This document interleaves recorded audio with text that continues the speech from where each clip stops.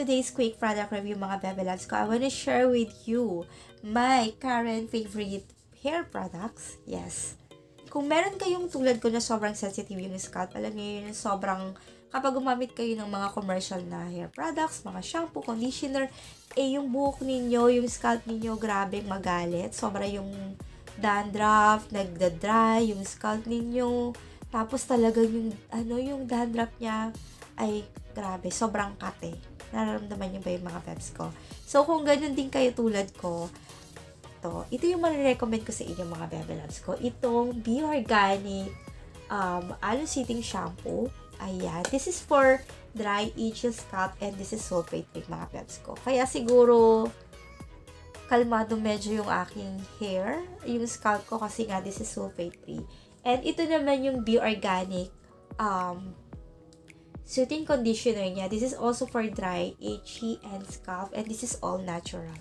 By the way, this is 250 ml mga peps ko. And this is how the product looks like. Ilalagay ko yung TikTok shop nila dyan sa description box. Ito yung price niya mga peps ko para meron kayong idea. This is 250 ml. Nandito yung about sa products mga bebs. And andito na rin. Same lang. By the way, ganito yung shampoo niya.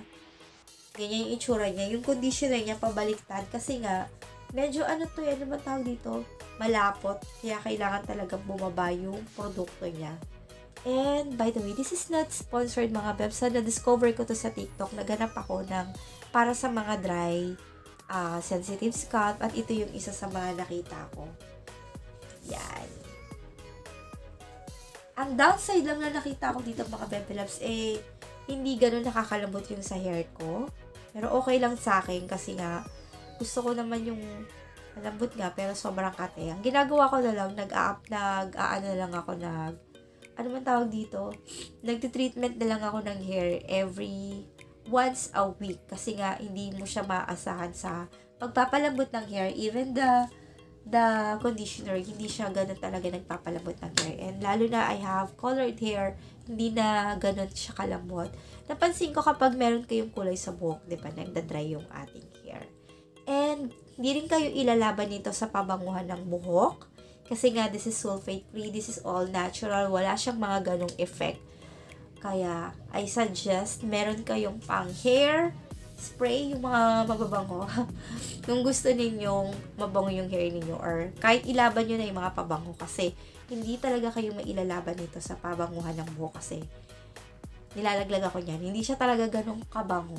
Wala siyang amoy. Actually, hindi nga nila gusto yung amoy nito Kaya, nagpapabango na lang ako ng hair kapag ito ang aking gamit. Pero promise mga bebs ko, ilalaban kayo nito. For me, based on my experience, ilalaban niya yung hair ninyo sa hindi magka-dandruff. Pero hindi naman totally zero Zero na totally na wala kayong dandruff. Pero sobrang minimal na lang talaga. Yung meron dito, sobrang konti lang. Hindi katulad dati kapag gumagamit ako ng mga commercial shampoo and conditioner. Grabe talaga kapag kinamot niya, ginanong-ganon niya, sobrang kate.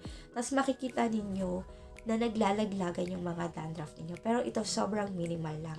Again, mga bebs ko, this is, ito po yung itsura niya. Itong Be Organic Aloe Sitting Shampoo and Conditioner yan. I wanna share with you kasi nga, sayang naman diba baka meron din kayong problem na katulad ko sa hair. Sa scalp pala, I mean. So, that's it for our quick video mga bebs ko. So, if you have any more suggestions na hair product na pwede nating i-try, comment down below. And again, ilalagay ko na lang sa description box yung mga information nito. And that's it for now. And I hope to see you again on my next video. Bye for now.